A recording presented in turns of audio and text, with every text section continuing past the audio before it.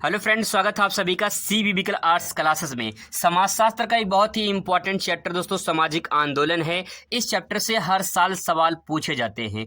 आज इस वीडियो में इसका पार्ट 2 हम लोग कवर करने वाले हैं। इसकी पिछली वीडियो में हम लोगों ने जो है ये सब पॉइंट जो है कवर कर चुके थे। आज के इस वीडियो में जो है इसका पार्ट 2 हम लोग बहुत इंपॉर्टेंट क्वेश्चन को कवर करने वाले हैं।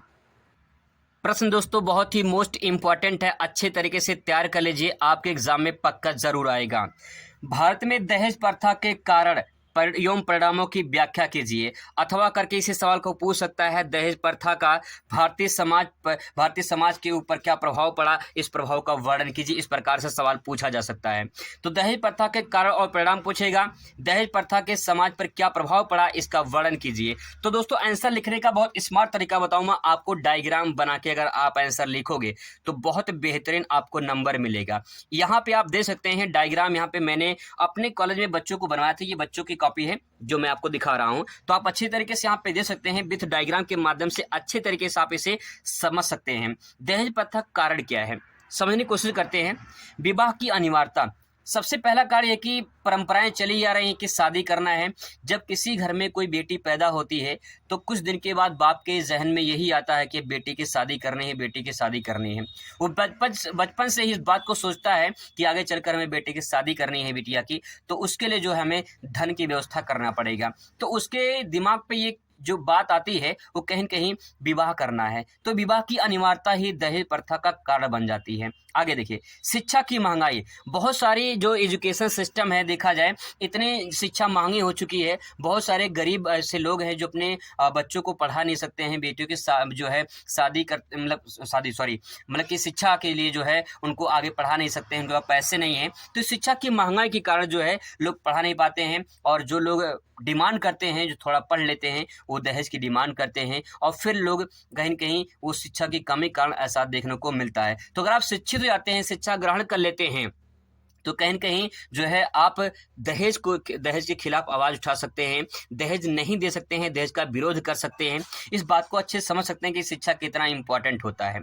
इसके बाद आपका पॉइंट आएगा सामाजिक प्रथा। इन सभी को अगर आप इस प्रकार से डायग्राम में सजा दिए तो एग्जामिनर इसको देखकर ही आपको एक नंबर इसी पे दे देगा। ये लॉन्ग क्वेश्चन है, बहुत ही इंपॉर्टेंट है, अच्छे तरीके से समझाऊंगा मैं आपको, बस समझने की प्रयास करेंगे आप लोग। सामाजिक प्रथा, ये समाज की प्रथा है और ये प्रथा अनिवार्य रूप से चली आ रही है। जैसे आप यहाँ पे देख सकते हैं विवाह की अनिवार्यता, वैसे ही यहाँ पे सामाजिक प्रथा है। समाज में अगर शादी कोई किसी का नहीं होता है तो लोग उसको ताने बाने सुनाते रहते हैं कि उनकी शादी नहीं हुई, इतनी उम्र के हो गए हैं, उनकी शादी नहीं हो रही है। तो ये सामाजिक प्रथा जो है समाज जीने नहीं देता है, और उस कारण जो है लोग शादी करने के लिए अनिवार्य रूप से तैयार हो जाते हैं। और कहीं की शादी जब अनिवार्य रूप से करते हैं तो दो लोग दहेज का डिमांड करते हैं, दहेज जो है मांगते हैं, तो दहेज प्रथा चलती है, इसका कारण बन जाता है। आगे देखिए, जीवन साथी चुनने की सीमित क्षेत्र, ये भी दहेज का कारण है। बहुत सारे ऐसे लोग हैं जो जीवन साथी चुनते हैं तो उनका जो एरिया होता है ना, सोचते हैं हमें यही मिल जाए, हमें यही नज़दीक में मिल जाए, हमारे ज़िले में ही मिल जाए, हमारे कोई आसपास के क्षेत्र में ही मिल जाए, ज़्यादा दूर ना जाना पड़े। बहुत सारे लोग होते हैं, तो वो जो सीमित क्षेत्र है वो कहीं न कहीं सीमित क्षेत्र ही दहेज का कारण बन जाता है। लोग डिमांड करने लगते हैं और लोग सोचते हैं कि अब इससे अच्छा नहीं मिलेगा, दे दो भैया दहेज। तो ये प्रथा चली आ रही है, वो ये भी एक कारण बन जाता है। ठीक है। दहेज के लोभी, दहेज के जो लोभी होते हैं, थोड़ा सा पढ़ लिख लेते हैं ना, अगर पढ़ लिख ले तो अपने आप को बोली लगाते हैं और फिर अपने आप को बेचते हैं लोग, और फिर कहते हैं हमें 2 लाख 3 लाख 4 लाख चाहिए, हमें ये गाड़ी चाहिए, हमें वो गाड़ी चाहिए, हमें 4 व्हीलर चाहिए। तेल भरवाने के पैसा नहीं रहेगा लेकिन दहेज जरूर मांगते हैं लोग। तो ये जो दहेज के लोभी होते हैं ये भी कारण है इसमें। इसके बाद देखिए, उच्च वर्ग में विवाह, कुछ लोग होते हैं जो कहीं न कहीं निम्न वर्ग में आते हैं और वो सोचते हैं कि हमारी बिटिया की शादी, हमारे बच्चों की शादी ऐसे वर्ग में हो जो किसी भी क्षेत्र में हो, वहाँ पे कहीं कमी ना हो। मतलब यही सोचते हैं कि हमारे जो बिटिया की शादी हो वो अच्छे घर में हो, अच्छे खानदान वाले हों, पैसे वाले हों, नौकरी वाले हों। तो भैया नौकरी वाले हों तो डिमांड तो करेंगे ही, दहेज मांगेंगे ही। तो दहेज का कारण बनेगा कि नहीं बनेगा? बिल्कुल बनेगा। तो ये सारे पॉइंट दोस्तों आप इसमें अच्छे से लिख सकते हैं। चलिए अब इसके बारे में थोड़ा डिटेल में समझने की कोशिश करते हैं, एक एक पॉइंट मैं आपको समझाने की कोशिश करूंगा। यहाँ पे देखिए, मैक्स रोबिन ने जो है यहाँ पे कुछ कहा है। क्या कहा है आइए समझने की कोशिश करते हैं। इन्होंने क्या कहा है, दहेज वह संपत्ति है जो एक पुरुष अपने विवाह के समय अपनी पत्नी के परिवार से प्राप्त करता है। बहुत ही मैक्स रोबिन ने बहुत अच्छे तरीके से समझाने की कोशिश किया है कि दहेज क्या है। दहेज एक संपत्ति है। सिंपल सी बात, संपत्ति तो है ही है, तभी तो मांगते हैं। संपत्ति ना होता तो मांगते क्यों, है कि नहीं। दहेज एक संपत्ति है जो एक पुरुष अपनी विवाह के समय अपनी पत्नी के परिवार से प्राप्त करता है, और जो प्राप्त करता है वही दहेज कहलाता है। ठीक है, ये तो मैक्स रोबिन ने कहा है। आइए इसके बारे में समझते हैं कि इसका कारण क्या है। सबसे पहला दोस्तों कारण देखते हैं यहाँ पे कारण क्या है। सबसे पहला कारण आपको दिखाई देगा यहाँ पे, तो देख सकते हैं यहाँ पे विवाह की अनिवार्यता। विवाह की अनिवार्यता में क्या लिखेंगे, हिंदू समाज में कन्या का विवाह करना अनिवार्य माना गया है, इसीलिए लोग इसकी अधिक मात्रा में लाभ उठाकर अधिक दहेज की मांग करने लगते हैं। तो विवाह का जो अनिवार्यता होती है बहुत ही इंपॉर्टेंट है। इसे आप आसानी से समझ सकते हैं कि विवाह की अनिवार्यता में दहेज के लोभी कैसे दहेज मांगते हैं। आगे देखिए, शिक्षा की महंगाई। शिक्षा की महंगाई तो जरूर है। वर्तमान समय में शिक्षा की महंगाई अत्यधिक बढ़ गई है और आने वाले दिनों में बढ़ेगी भी। इसमें समाज के लोग जो अपने लड़कों या फिर लड़कियों की उच्च शिक्षा देते हैं वो अधिक धन व्यय करना पड़ता है। इन्हीं लड़कों को शिक्षा देते हैं तो उन्हें अधिक धन होता है, अधिक पैसे लगते हैं, अधिक धन व्यय करना पड़ता है, यानी खर्च करना पड़ता है। अतः इस खर्च किए गए धन को दहेज के रूप में पूरा करते हैं वो। देखिए कितनी बढ़िया बात यहाँ पे लिखी गई है कि दहेज के जो लोभी होते हैं अपने बेटों को पढ़ा देंगे, जब वो पढ़ लेंगे तो उस पर बोले लगेगी कि भैया हमारा बेटा जब पढ़ा है, इतना लाख रुपया लगा है पढ़वाई, और उतना लाख लगा है तो दहेज देना पड़ेगा। ये है शिक्षा की महंगाई। कितना इंपॉर्टेंट बात यहाँ पे लिखा है, आसानी से समझ सकते हैं। आगे देखिए, सामाजिक प्रथा। दहेज आजकल एक सामाजिक प्रथा बन गई है जिसमें दहेज लेना और दहेज देना समान रूप से चल रहे हैं। मतलब सिंपल सी बात है, लोग यही सोचते हैं कि हम अपने बिटिया को कितना दे दें। जब लोग देंगे तो लेंगे भी, आप नहीं दोगे तो हो सकता वो ना ले। देना भी अपराध है और लेना भी अपराध है, लेकिन लोग ये सोचते हैं कि अपनी बेटी को हम कितना दहेज दे दें। और जिनके पास होता है वो तो यही सोचते हैं ना, लेकिन जिनके पास नहीं है वो क्या सोचेंगे, वो कहाँ से देंगे, वो तो नहीं दे पाएंगे ना। तो इसीलिए दहेज देना और दहेज लेना दोनों समान रूप से चल रहा है। जो लोग दहेज देते समय अधिक कठिनाइयां झेलते हैं, वही लोग अवसर मिलने पर दहेज लेने में थोड़ी सी भी रियायत नहीं बरतते हैं, बल्कि दहेज लेकर अपनी क्षतिपूर्ति कर लेते हैं। क्षतिपूर्ति का मतलब ये है कि जो लोग अपनी पढ़ाई में खर्चा किए हैं, अपने जो साधन लेकर गए हैं, वहाँ पे गाड़ी वाड़ी जो भी लेकर गए हैं, उसकी भरपाई कहाँ से करते हैं, दहेज मांग कर करते हैं। कितने लालची इंसान होते हैं, समझने की कोशिश करते हैं। देखिए, जीवन साथी चुनने की सीमित क्षेत्र, मैंने आपको बताया था जीवन साथी जो चुनते हैं लोग, उनका एक सीमित क्षेत्र होता है। सीमित क्षेत्र का मतलब क्या, लोग पास में ही शादी करना चाहते हैं, मतलब अपने ही जिला में करना चाहते हैं। उनका जो क्षेत्र होता है वो सीमित बन के रह जाता है। देखिए क्या लिख सकते हैं इसमें, विवाह के लिए जातियां उपजातियां प्रतिबंध जुड़े होते हैं।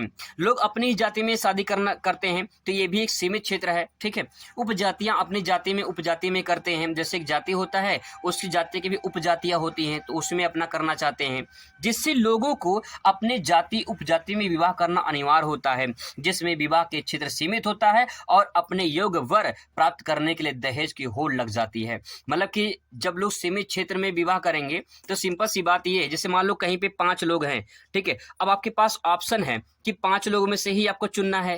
तो सवाल ये है कि उन 5 में से कोई न कोई एक वर चुनना है, यहीं पे सबसे बड़ी समस्या है। लेकिन अगर मान लो आपके पास संख्या है और उस संख्या में कहा जाए कि इस भीड़ में से चुनना है, तो आप किसी को चुन सकते हैं, कोई दिक्कत नहीं होगा। लेकिन आप किसी को चुनेंगे तो वहाँ पे दहेज की लालची नहीं होंगे। लेकिन सीमित है तो वहाँ पे दहेज की होड़ लग जाएगी, लोग दहेज मांगेंगे जरूर। इसके बाद आता है आपका दहेज के लोभी। दहेज के लोभी में आप क्या ले सकते हैं, जैसे यहाँ पे देखिए, समाज में बहुत से लोग ऐसे होते हैं जो दहेज यानी धन संपत्ति के लोभी होते हैं, जिसके कारण विवाह के पहले या विवाह के बाद दहेज की मांग करते हैं, जिसके कारण कभी कभी विवाह बंधन रिश्ते टूट जाते हैं। ऐसे बहुत सारे लोग हैं जो दहेज के लालची होते हैं, दहेज के लोभी होते हैं। वो पहले में मांग लेंगे, भैया हमको 2 लाख रुपया चाहिए, पहले दे दो एडवांस में।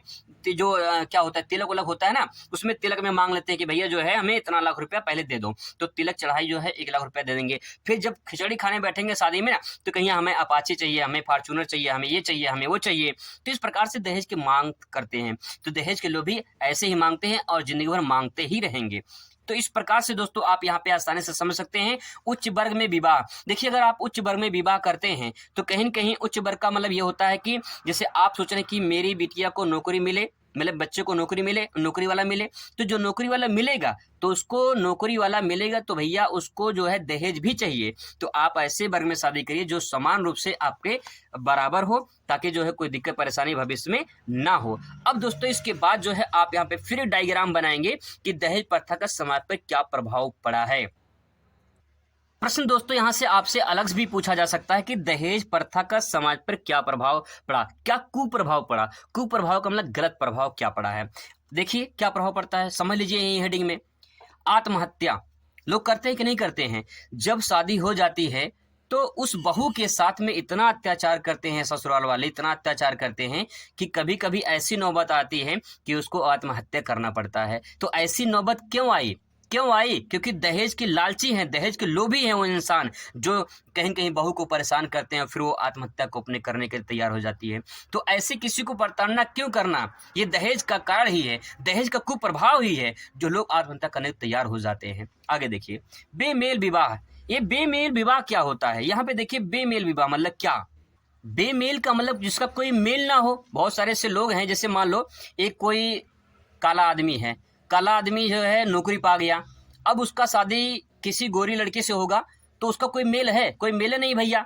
अब वो काला आदमी जो है कहीं न कहीं जो है ये कहेंगे नौकरी वाले हैं, तो उसका शादी उस काले आदमी से कर देंगे, ये सोचेंगे उस काले आदमी को क्या है, विवाह है। ऐसे बहुत सारे एग्जाम्पल है, बहुत सारे वीडियो आपने देखा होगा, उसका कोई मेले नहीं है। अरे लड़की से कोई मेले नहीं खा रहा भाई, कोई जोड़ी नहीं बन रही है, लेकिन नौकरी पा गया है वो लड़का, वो इंसान नौकरी पा गया है, तो विवाह होगा भैया। और विवाह होगा तो बेमेल होगा, क्या होगा, बेमेल होगा। और जब बेमेल होगा तो दहेज मांगेगा, और दहेज मांगेगा तो समाज पे क्या प्रभाव पड़ेगा, कुप्रभाव पड़ेगा। ठीक है, आगे देखिए पारिवारिक संघर्ष।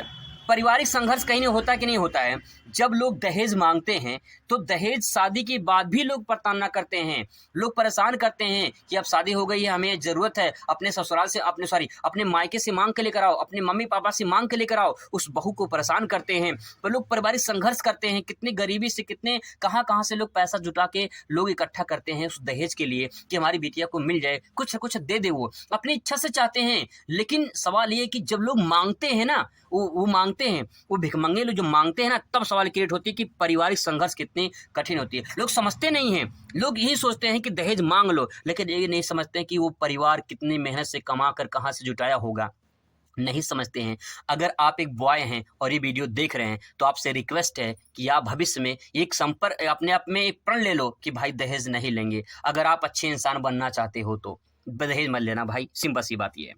आगे देखिए अगर आप एक लड़की हैं तो आप ये भी जान लीजिए, अपने माता पिता को समझाएंगे कि दहेज नहीं देंगे, और आप शिक्षित इंसान बनेंगे, आप पढ़ लिख के कुछ कामयाब बनेंगे और दहेज का विरोध करेंगे। ठीक है, आगे देखिए बहुओं के साथ दुर्व्यवहार होता है कि नहीं होता है, हमेशा दुर्व्यवहार होता है। मारते हैं, सास मारती है, पति मारता है, नंद मारती है, जेठ मारते हैं, अरे सब मारते हैं भाई, दुर्व्यवहार करते हैं उस बहू के साथ में। तो सिंपल सी बात है, ये कोई प्रभाव है कि नहीं है, बिल्कुल है। समाज पर एक गलत प्रभाव पड़ रहा है जो लोग अत्याचार कर रहे हैं उस बहू के साथ में। आगे देखिए स्त्रियों का विकास में बाधा। सिंपल सी बात यह है कि लोग जब शादी करके लेकर आते हैं, पहले यही कहते हैं हम तुमको पढ़ाएंगे लिखाएंगे और अच्छा इंसान बनाएंगे, और फिर इसके बाद स्त्री के विकास में बाधा बन जाते हैं। लोग कहते हैं कि हम तुमको नहीं पढ़ाएंगे, अगर तुमको पढ़ना हो तो अपने घर से पैसा मांगो फिर जाके पढ़ो। ये समस्या होती है, तो स्त्रियों के विकास में बाधा बनते हैं। ये कौन, ये दहेज प्रथा वाले लोग भी लोग। आगे देखिए यहाँ पे देखिए शारीरिक और मानसिक रूप से अस्वस्थ उस बहू को इतना परेशान कर देते हैं लोग, इतना परेशान कर देते हैं कि शारीरिक रूप से मानसिक रूप से अस्वस्थ हो जाती है बेचारी। दिन भर से लेकर मतलब सुबह से लेकर शाम तक, शाम से लेकर रात तक, रात से लेकर फिर सुबह तक वो काम करती है, और वो उसको कोई समझता नहीं है। अगर उसको तबीयत खराब है तब भी वो काम करती है, लेकिन कोई उसके दर्द को समझने वाला नहीं है। उसका हस्बैंड भी नहीं समझता है। कुछ लोग ऐसे होते हैं समझते ही नहीं हैं, तो शारीरिक रूप से और मानसिक रूप से उससे अस्वस्थ कर देते हैं। और कहीं कि उसको जब इसी प्रकार से लोग कहते हैं दहेज मांग कर और अपने मम्मी पापा से पैसा मांग कर लेकर आओ, तो लोग इसी प्रकार से उसको प्रताड़ना करने रहते हैं। तो कहीं कहीं मानसिक रूप से और शारीरिक रूप से वो बीमार हो जाती है, अस्वस्थ हो जाती है। ये सब क्या है, ये सब बुराइयां हैं भाई, समाज की बुराइयां हैं। समझने की कोशिश करिए।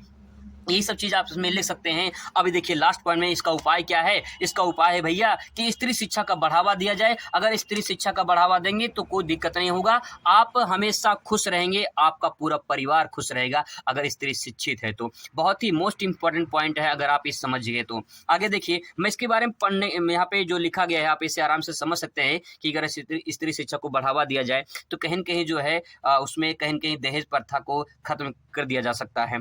जीवन साथी चुनने की स्वतंत्रता, देखिए अगर आप जैसे जीवन साथी आप चुनते हैं तो उसमें आपको आज़ादी होनी चाहिए, आपके पास लिमिट क्षेत्र नहीं होना चाहिए, असीमित क्षेत्र होना चाहिए कि अपने जिले से बाहर भी जाके लड़का लड़की देख सकते हैं, वहाँ पे अपनी मनपसंद शादी कर सकते हैं। मनपसंद का मतलब ऐसा नहीं कि पूरे आज़ाद हो जाओ, आज़ादी का मतलब ये है कि आप जो है जीवन साथी चुनने का अधिकार होता है।